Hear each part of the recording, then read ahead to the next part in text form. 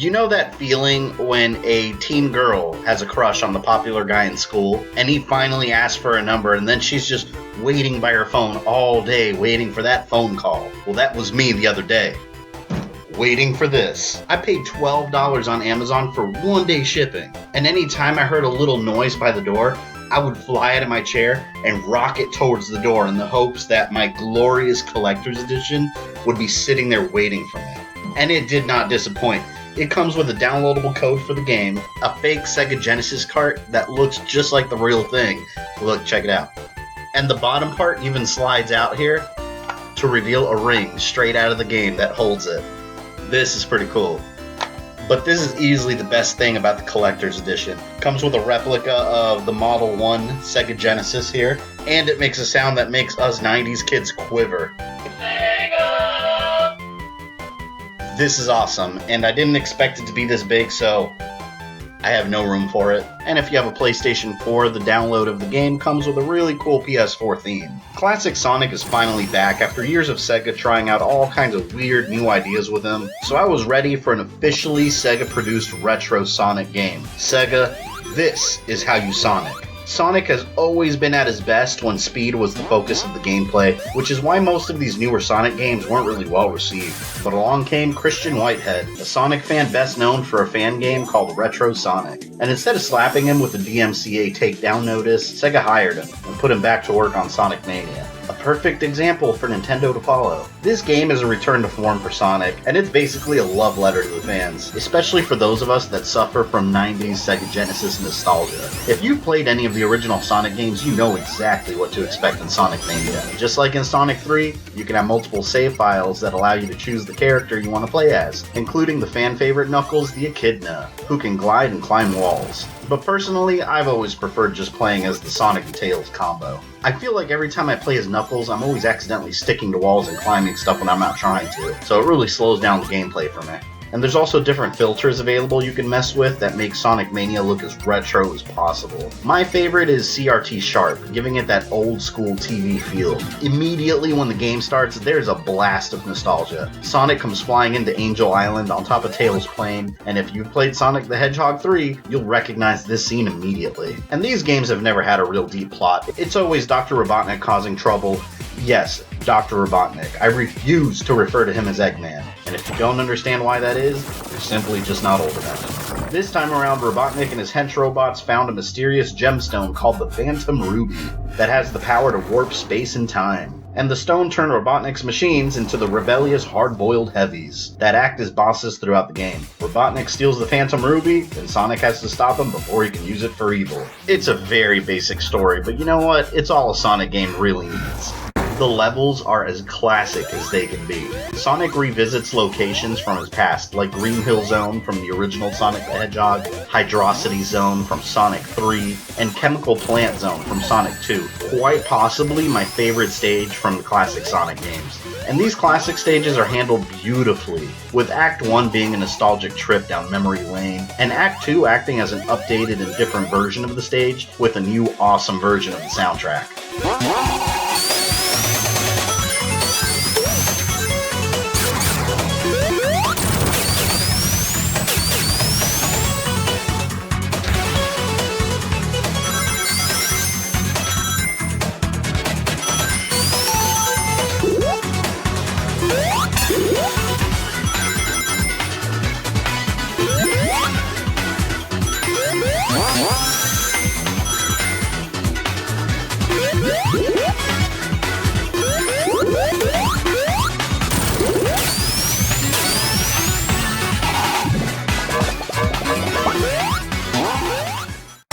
So badass. You can tell a Sonic fan had direct input in this game, because you can find all kinds of nods to past Sonic games. One of the early boss battles even has you fighting Robotnik in the suit from the final battle in Sonic 2. And another boss battle was a complete surprise to me, with Sonic and Robotnik facing off in a Tetris-like battle. If you weren't around for Sonic's early days, this is a huge nod to Dr. Robotnik's Mean Bean Machine for the Sega Genesis. Outstanding. There's even glimpses of obscure characters from Sonic's past, like like Fang the Sniper. He's the purple treasure hunting weasel that first showed up in Sonic Triple Trouble for the Game Gear, as a treasure hunter looking for the Chaos Emeralds. There's also Bean the Dynamite, a green duck that first appeared in Sonic the Fighters, and Bark the Polar Bear.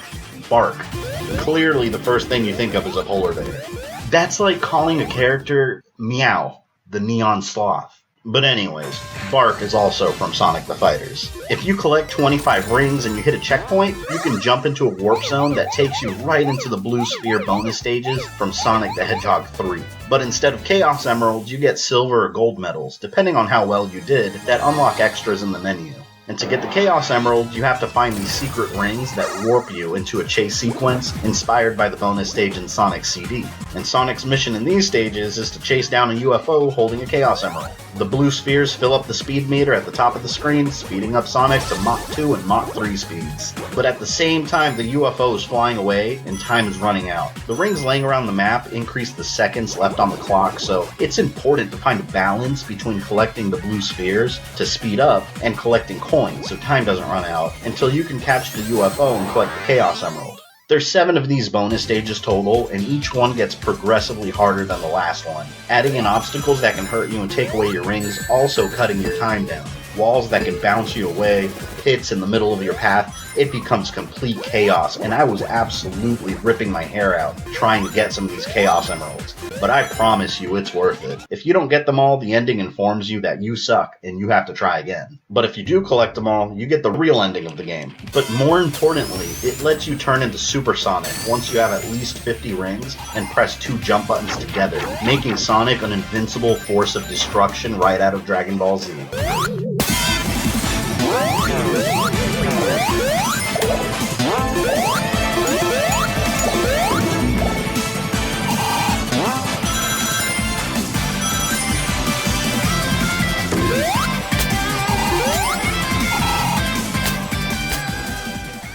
If you beat the game without collecting all the Chaos Emeralds though, don't worry. You can just load your file, go back to the very first level, find the secret ring and get the emerald, then exit. The game saves all your progress. And then just do it over and over again until you have them all, then go back to the last stage and beat the game again. For the life of me, I could not find half of the secret rings on my first playthrough. So this method worked beautifully because I memorized where the very first one was. And from this review, you might think that Sonic Mania is just a big remix of classic Sonic games, but that couldn't be further from the truth. All of these nostalgic touches come hand in hand with brand new original levels, which are some of the most beautifully designed I've ever seen in a Sonic game. Mirage Saloon Zone is a western-themed world full of Wild West gimmicks. Studiopolis Zone looks awesome with a bunch of skyscrapers and movie studio-themed equipment. But my favorite level had to be Press Garden Zone. I've never seen a stage like this in a classic Sonic game. It was clearly inspired by a Japanese cherry blossom forest in the winter.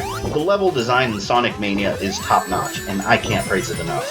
The only stage I really didn't care for all that much was the final stage, the Titanic Monarch Zone. It's not horrible by any means, but there's so many teleporters all around the place, and these energy balls that launch you everywhere, it all just kind of slowed down the sense of speed for me. And that's where Sonic Mania is at its best. And the boss battles in this game are also designed with just as much care as the stages were. I believe that in retro-style games, you can never have too many boss battles. And Sonic Mania delivers by giving us mid-boss battles at the end of Act 1 of each zone, followed by the real boss at the end of Act 2. I loved fighting the hard-boiled heavies. These were some of the best boss battles in any Sonic game. The first one is a high-speed chase on a highway, as the boss chases Sonic in a chopper while shooting rockets down below, while you have to avoid the red ones and hit the blue ones back. And another one in the Japanese forest has a ninja robot, of course. And it's a huge treat to see Metal Sonic back in as a boss. Metal Sonic is always a welcome addition in any Sonic game. And as expected, Dr. Robotnik pops up every once in a while with all kinds of different shenanigans to harass Sonic with, including a battle similar to the final battle in the original Sonic the Hedgehog. Sonic the Hedgehog's future looks better than it ever has right now, and Sega nailed a home run with Sonic Mania. Hopefully the upcoming Sonic Forces is every bit as good and continues this epic return to form for Sonic. The modern Sonic games have really been a hit or miss. There's really been no in between. So I'm really hoping Sonic Forces doesn't follow that same pattern. But we'll have to wait and see. I can easily give Sonic Mania a GamerThumbTV seal of quality, only reserved for the finest example of excellence in gaming. Go buy it.